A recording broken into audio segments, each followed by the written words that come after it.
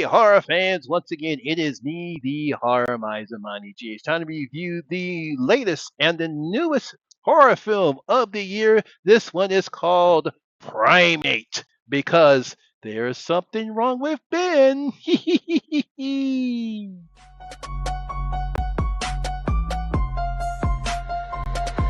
Y'all ready for this?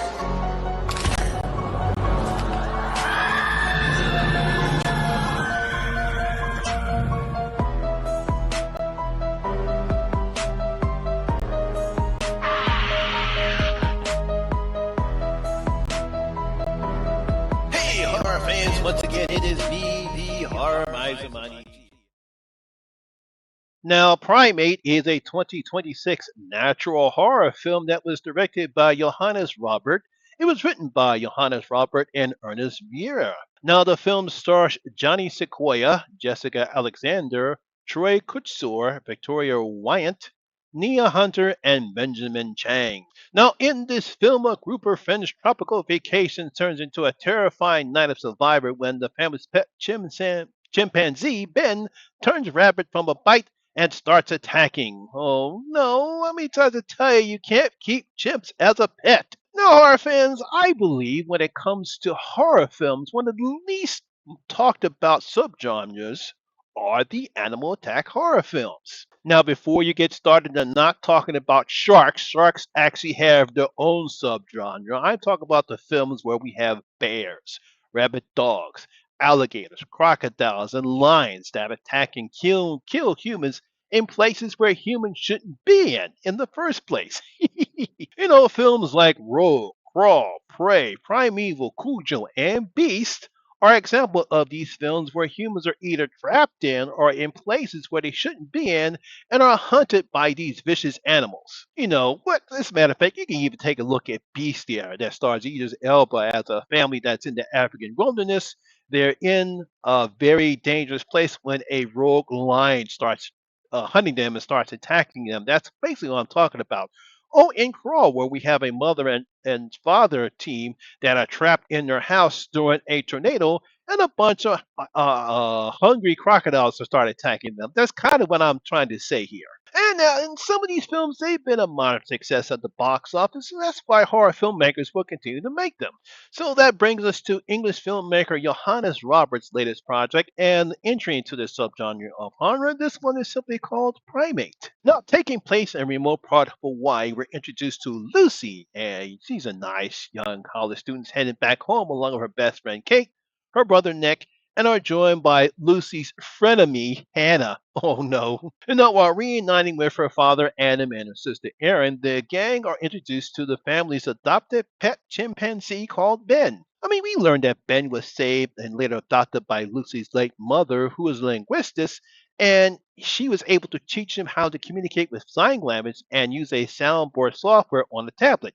As with most chimpanzees, he's a highly intelligent animal. Now, the gang has fun for a while before Ben starts acting aggressively towards Hannah and then later on starts attacking the gang and has them trapped in the infinity pool. As we learn later on, and that we see in the beginning of the film, he was bit by a rabid animal, and of course, that means he's gone rabid. So that means they're all trapped as Ben slowly degrades into a very vicious animal, and they have to find a way to get away from Ben before he kills them all. Now, I have to say this, but there is no way in hell I would keep a chimpanzee as a pet, no matter how well you treat it or you try to domesticate it. It's a wild animal for a reason. I mean, there has been documentation about how vicious chimpanzees can be. We all know that it's a primate. They're very stronger than humans. Even as playful as nice and cute chimps are, they're wild animals for a reason. You just cannot keep them as pets. Now, I'm sure most horror fans will get Cujo vibes when watching this film because as both Ben and Cujo were bitten by animals that carry that vicious virus. Now, while Cujo was vicious when he began his attacks, Ben is not only vicious, but he is very brutal and violent against Lucy and her friends. Oof, man. There's this one scene, and I won't say what it is, but once you see it, you're gonna go, ooh, ooh, God, ooh. Trust me, I was going like that through the entire film. Now, I have to give Johannes and his team credit for not holding back against the violence and war like we see other filmmakers do.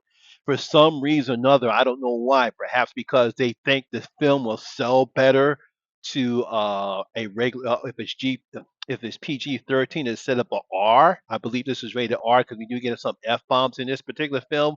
But if you have a film like this, you have to show how violent and aggressive chimpanzees are.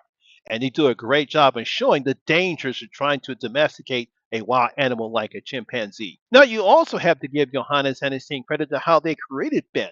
I believe they used motion capture suit that was brought to life by actor Miguel Torres Umbra, and also learning the real life primate incidents in order to make Ben terrifying. In order for a film like this to work, you have to make sure that the animal chimpanzee looks real enough, not fake.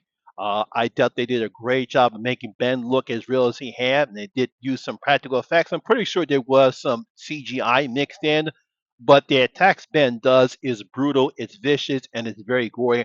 I really appreciate Johannes and his film for doing that. I mean, he does a great job in creating tension and suspense in this particular film. As the longer it goes on, the more terrifying and violent Ben becomes. Now, the acting is okay from Johnny Sequoia from Dexter's New Blood fame. And she's okay as Lucy, the nice girl who has issues with her family, with her, she has issues with her daughter, but the film never really explores any of that. And the rest of the cast, they do their jobs well enough, with Victoria Wyatt being the best friend as Kate, Jessica Alexander as the frenemy Hannah, and Benjamin Chin as the nice guy Nick.